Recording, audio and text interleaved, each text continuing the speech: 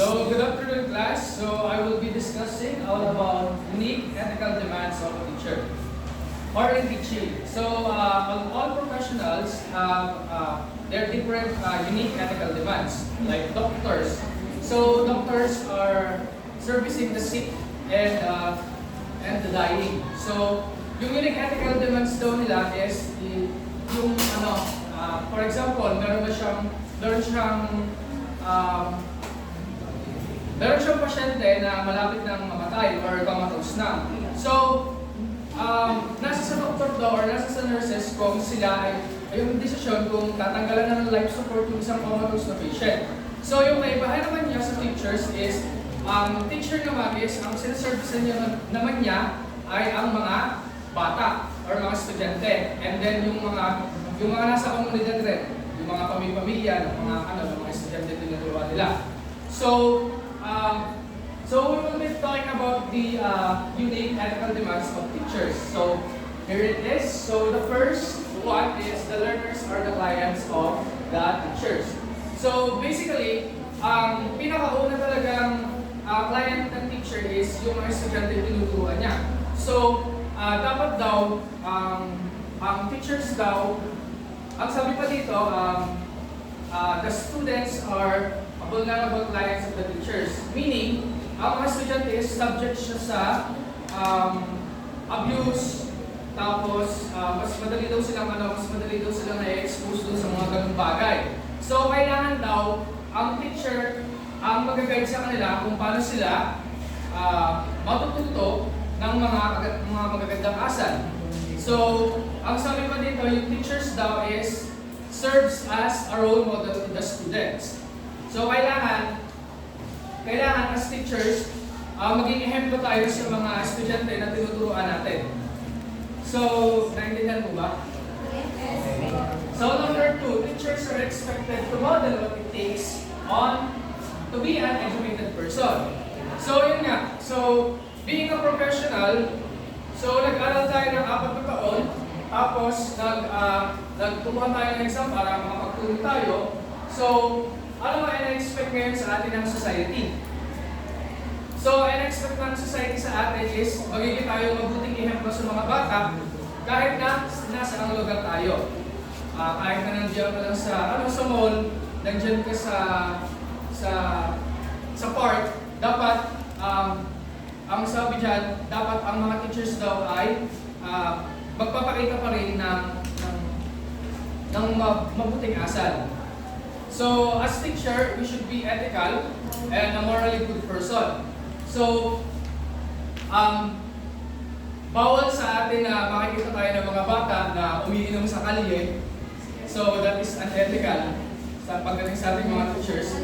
And then, bawal din tayo ma-involve sa gambling or dun sa pagsusugal. Kasi, what nga naman, ano ka nang i-expect natin pag nakita tayo ng mga bata na tinuturuan natin? Na tayo ay palasig-lasig lang dyan sa kalye. Pwede naman sa loob ng bahay. Yes. Joke lang. So, yun nga, ang sabi dyan ay hindi tayo pwedeng magpakita sa kanila ng bad side natin. Kasi tayo nga ang role model ng mga students. Okay po? So, letter C, is teaching is basically a public action. Why? Teaching is basically a public action because you are serving the public. So, you are teaching the students, you are helping the parents of the students to learn. So, basically that is a public action. So, yung mga nasa public school or private school, kahit pa nasa private o public sila, they are serving the community. Okay po? So, letter D, teachers have to integrate discussions of ethics and values their lessons. So, alam niyo ba yung yung values integration sa ating lesson plan? So, kadalasan di ba nakikita ninyo na may values integration?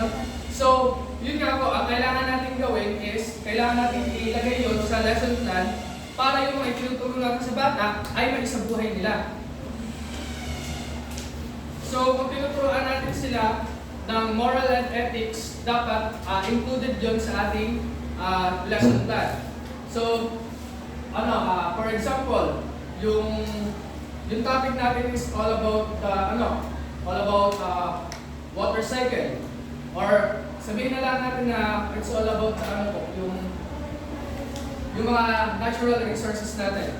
So, sa values integration, ilalagay natin doon kung paano nila mapangalagaan yung mga natural resources natin para hindi masira. So, doon pa lang po, pag nilagay natin sa lesson plan natin yon, doon na tayo values integration. Okay po? Okay, so let's move on to another topic. So, ang susunod natin topic is ways to teach morals and ethics to learners. So, do you have an idea kung paano natin tuturuan ang ethics and morals and ethics sa mga bata? So, matuturuan natin ang mga bata ng morals and ethics kung sa sarili natin ay tayo yung moral, di ba? So, kailangan maging ethical tayo. So, ang sabi dito, teachers have to make morals and values as a way of life. So, paano nga naman magiging magandang ehemplo? Paano nga naman susunod sa iyo ang mga bata kung ikaw mismo ay hindi ganito? Hindi ka ethical and wala ka din morals and values. So, we should be the one who are become an example sa mga bata natin tuturuan natin. So, number 2 po, the teachers must make the learners understand why people believe and die for what they believe. So, it is said that we have different beliefs and perspectives. So, ang mga bata, may kanya-kanyang pinaniniwalaan. So, ang challenge dito is, paano mo papaniwala sa bata, or hindi, paano mo ipapaintindi or ipapaunawa sa bata na may kanya-kanya tayong pinaniniwalaan, na hindi mo pwedeng kontra yung pinaniniwalaan ng iba. Yes, Mr. Siguro parang as a teacher, you have the responsibility to make the students understand yung concept ng paninindigan, na kung ano yung pinaniniwalaan nila, dapat paninindigan sila. And at the same time, for those students na not capable enough to voice out what they are believing, what they are, kung ano yung gusto nilang sabihin, syempre as teachers, kung if you are a great or an effective teacher, may mga students na mag-stand up for that student na para maging boses ng mga student. Yes, that is correct. So, naalala niyo ba yung sinabi kanina ni Ma'am Grace yung sa ethical dilemma? Moral dilemmas of teaching. So, nandun yung egalitarian, di ba? So, dapat lahat ng bata is tinatrato natin ng patas. So, hindi natin dapat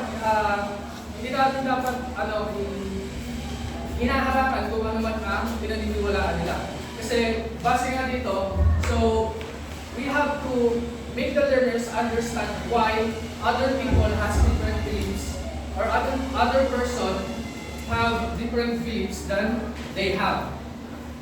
Okay? So, number 3 po, teachers must teach the idea of empathy. Yes, it is important to teach learners how to put themselves to the shoes of the others.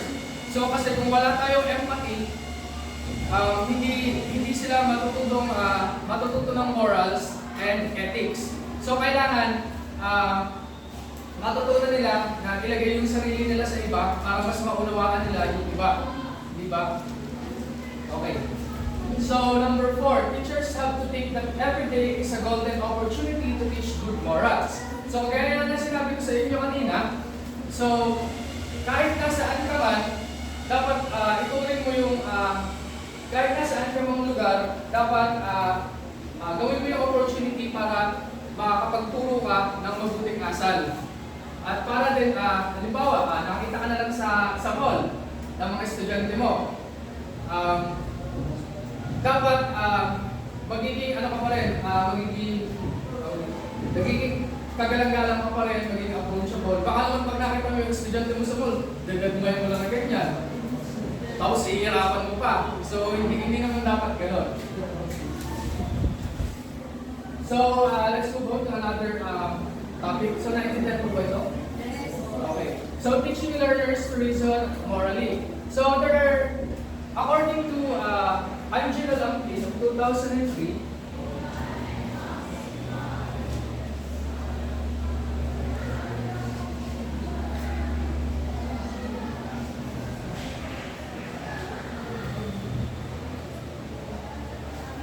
so there are three stages on how we can teach learners to reason morally. So it starts with the moral knowing, which is the head. So this is the cognitive phase on how we can teach learners to reason morally. So, di ba dun sa pag nagagawa tayo ng lesson plan, what are the things that we are considering in making an objective? So, meron tayong three domains: cognitive, affective, and psychomotor. So, kagaya lang din sa lesson na ginagawa natin, so may cognitive phase po ang pagtuturo ng ethics and moral, or morals. So, kailangan nyo po munang ipaintindi sa mga bata kung paano sila magiging magkakameron ng magandang moral or good moral and magiging ethical. So, the next thing is the moral valuing, which is the heart.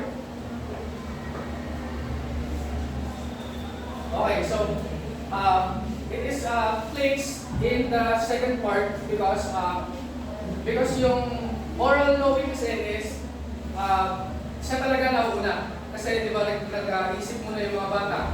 Then, ito naman, kung paano nila i-value yung natutunan nila or yung mga itinuro mo sa kanila. Kaya siya ang nasa second, and sabi dito, it is the heart of the stage in teaching reason morally. So number 3 po is moral acting, which is the hands.